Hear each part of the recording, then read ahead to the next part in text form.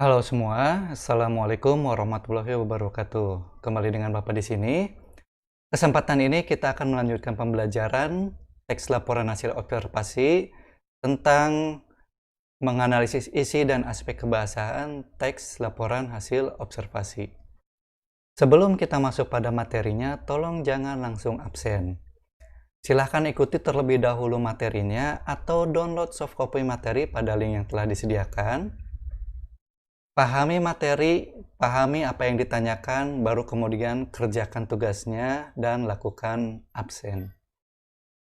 Kali ini kita akan belajar mengenai menganalisis isi dan aspek kebahasaan teks laporan hasil observasi. Tapi terlebih dahulu kita harus mengetahui apa yang dimaksud dengan menganalisis. Menganalisis berasal dari suku kata analisis yang berarti penyelidikan, penguraian, penjabaran, dan penelaahan. Analisis ditambahkan dengan imbuhan menjadi menganalisis yang berarti melakukan kegiatan penyelidikan atau penguraian terhadap sesuatu. Contoh penggunaan kata menganalisis atau analisis adalah sebagai berikut. Analisis kimia penyebab polusi udara di Kecamatan Pebayuran berarti spesies peneliti ini melakukan penguraian terhadap zat kimia penyebab polusi udara di Kecamatan Pebayuran. Misalkan dari hasil penguraian tersebut ditemukanlah bahwa banyak mengandung zat karbon monoksida dalam kandungan udara di Kecamatan Pebayuran, sehingga diduga polusi udara ini disebabkan oleh pembakaran jerami yang dilakukan oleh petani, misalkan seperti itu. Sebelum menganalisis laporan teks hasil observasi, ada pengetahuan yang harus kalian pahami. Dua hal, yaitu struktur teks dan kaidah kebahasaan dari teks tersebut.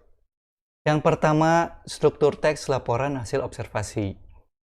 Struktur teks adalah susunan atau bagian yang membentuk suatu teks. Teks laporan hasil observasi bisa kalian lihat hanya terdiri dari dua struktur atau dua bagian, yaitu bagian pernyataan umum dan bagian aspek yang dilaporkan. Jika ditambah dengan bagian penutup, berarti struktur teks tersebut menjadi lengkap. Penjelasan pernyataan umum dan aspek yang dilaporkan bisa kalian lihat pada slide berikut. Pernyataan umum berupa definisi dan aspek yang dilaporkan berupa deskripsi. Apa itu definisi? Apa itu deskripsi? Maksudnya seperti ini. Definisi adalah kalimat yang mengungkapkan makna atau pengertian terhadap sesuatu. Ciri utamanya terdapat kata adalah, ialah, merupakan, dan kalimatnya itu bisa dibalik. Bapak contohkan, misalkan pulpen ini. Ya, pulpen ini. Pulpen adalah alat untuk menulis. Kalimat tersebut merupakan kalimat definisi. Kalimat tersebut bisa dibalik. Alat untuk menulis adalah pulpen. Itu merupakan contoh dari kalimat definisi. Sedangkan untuk kalimat deskripsi, deskripsi adalah kalimat yang menggambarkan terhadap sesuatu. Bisa objek, bisa peristiwa. Yang digambarkan di sini adalah sifat-sifatnya. Contohnya, pulpen ini memiliki tinta yang berwarna hitam. Dengan memiliki corak seperti corak batik berwarna coklat di bagian pegangannya. Ya, itu merupakan contoh dari kalimat deskripsi. Kalimat deskripsi tersebut berbeda dengan kalimat definisi yang bisa dibalik. Kalimat deskripsi tidak bisa dibalik. Dari teks laporan hasil observasi yang berjudul Semangka Buah yang Menyehatkan Jantung, strukturnya dapat digambarkan menjadi seperti di bawah ini. Teks tersebut kita pisah mana yang menjadi bagian pernyataan umum, mana yang menjadi bagian aspek yang dilaporkan. bisa kalian lihat pada saat strukturnya dipisah antara pernyataan umum dan aspek yang dilaporkan, seperti contoh yang ada pada slide, bagian penjelasan pernyataan umum dan aspek yang dilaporkannya itu hanya berisi pokok kalimatnya saja. Kemudian, kaidah kebahasaan teks laporan hasil observasi. Apa itu kaidah? Kaidah adalah aturan-aturan yang digunakan dalam membentuk kata dan kalimat sebagai ciri pembeda setiap teks. Jadi, yang membedakan setiap teks itu selain strukturnya, kaidahnya pun membedakan masing-masing antara teks yang satu dengan teks yang lain. Teks laporan hasil observasi memiliki 6 kaidah yang digunakan. Yang pertama, menggunakan kalimat definisi, seperti yang kita bahas sebelumnya. Lalu menggunakan konjungsi atau kata sambung, kemudian menggunakan kalimat simpleks, menggunakan kalimat kompleks, menggunakan sinonim dan antonim, lalu menggunakan data yang berupa angka. Kalimat definisi tadi sudah Bapak sampaikan, sudah Bapak jelaskan di slide sebelumnya, itu merupakan kalimat yang mengungkapkan pengertian atau makna terhadap objek atau peristiwa.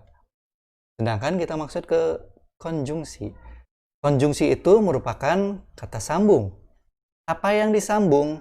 Yang disambung itu merupakan kalimat.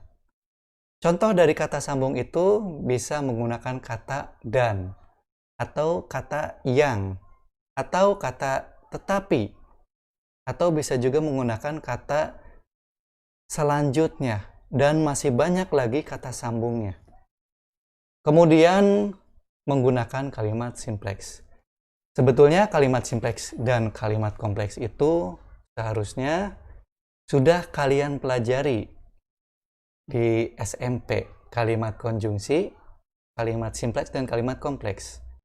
Kalimat simpleks adalah kalimat yang menggunakan satu verba atau hanya memiliki satu struktur kalimat.